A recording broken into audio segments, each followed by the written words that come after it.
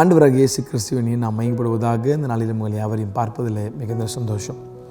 கடந்த எபிசோடில் பிள்ளைகளை எப்படி வளர்க்கணுன்றதை குறித்து ஆண்டவர் சொன்னார். பிள்ளையானவனை நடத்த வேண்டிய வழியில் நடத்து, முதிர் வயது வரைக்கும் அதை விடாதிருப்பான். அப்போது இந்த காலத்தில் நீங்கள் சொல்லிக் கொடுக்குறது தான், அந்த குறிப்பிட்ட டைம் நீங்கள் சொல்கிறது தான், டிசிப்ளின் பண்ணுறது தான் அவங்க கேரக்டரை பில்டு பண்ணும். பெரியவங்களானாலும் அவங்க நல்ல வளர்ப்பு அப்படின்னு பேர் எடுப்பாங்க.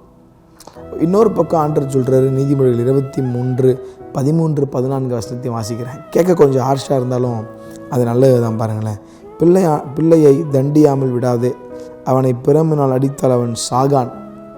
நீ பிரம்பினால் அவனை அடிக்கிறதுனால் பாதாளத்துக்கு அவன் ஆத்துமா தப்புவிப்பாயே அப்படின்னு சொல்கிறார்.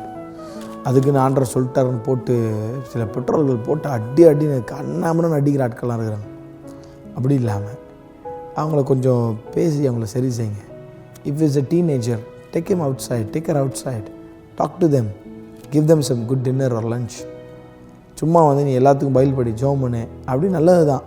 ஆனால் அப்படியே கொஞ்சம் ப்ராக்டிக்கலாக அவங்க லைஃப் அவங்க லெவலுக்கு கொஞ்சம் இறங்கி போய் பேசுங்க.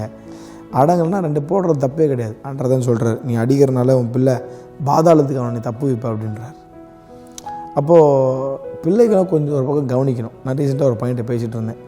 எனக்கு 18 வயசு ஆகுதுண்ணா, எங்கள் அப்பா லைசன்ஸ் எடுத்து கொடுக்க மாட்டேன்றாரு.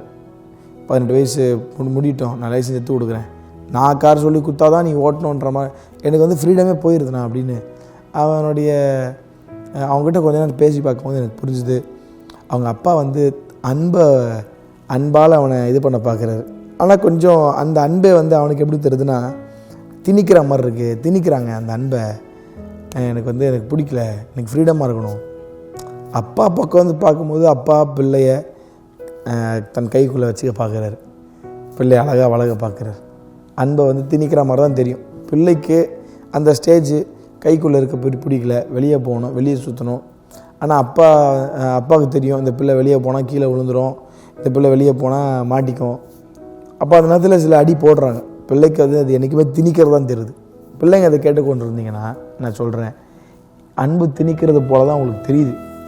ஆனால் அது உங்கள் நன்மைக்கென்று மறந்துடாதீங்க. அதே நேரத்தில் பெற்றோர்கள்லாம் போட்டு ரொம்ப திணிக்கக்கூடாது. கொஞ்சம் அவங்கள ஃப்ரீயாக விடுங்க. அவங்க லெவலுக்கு இறங்கி கொஞ்சம் பேசுங்க. Be friend more than a parent. பேரண்ட்டாக இருக்க வேண்டிய இடத்துல பேரண்ட்டாக இருங்க, ஃப்ரெண்டாக இருக்க வேண்டிய இடத்துல ஃப்ரெண்டாக இருங்க. எல்லாத்துக்கும் மேலே தேவ ஞானம் உங்களுக்கு தேவை. சுயபலத்தில் ட்ரை பண்ணால் உங்கள் பிள்ளை ஒரு நாளும் உங்கள் பிள்ளையை கொண்டு வர முடியாது. தேவ ஞானத்தை நீங்கள் தேடினீங்கன்னா, பெற்றோர்கள் தேவ ஞானத்தை தேடினீங்கன்னா, ஞானத்தை கொடுத்து உங்கள் பிள்ளைய தேவனுடைய வழியில் நடப்பதற்கு உங்களுக்கு கிருபை தருவார். ஆகவே உங்கள் பிள்ளைகள் நடத்த வேண்டிய வழியில் நடத்துங்க. கொஞ்சம் அடி போடுறதுனால உங்கள் பிள்ளைகள் ஒன்றும் ஆகாது.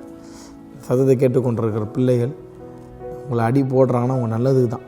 இன்றைக்கி நான் உட்காந்து பேசுகிறேன்னா இன்றைக்கி எங்கள் அப்பாட்டில் நான் வாங்காத அடியே கிடையாது. ஆனால் அது திரும்பி அன்றைக்கி கொஞ்சம் டார்ச்சராக தான் இருந்தது. அன்றைக்கி கொஞ்சம் என்னடா அது இப்படி பண்ணுறாங்களேன்னு இருந்தது. ஆனால் இன்றைக்கி திரும்பி பார்க்கும்போது அந்த வளர்ப்புகள் என்னை ஒரு நல்ல இடத்துக்கு கொண்டு வந்து இருக்கிறது என்பதை என்னால் சாட்சியாக சொல்ல முடியும். If your parent is controlling you, if your parent is not allowing you to something, if your parent is being strict, it is a blessing. It is a blessing.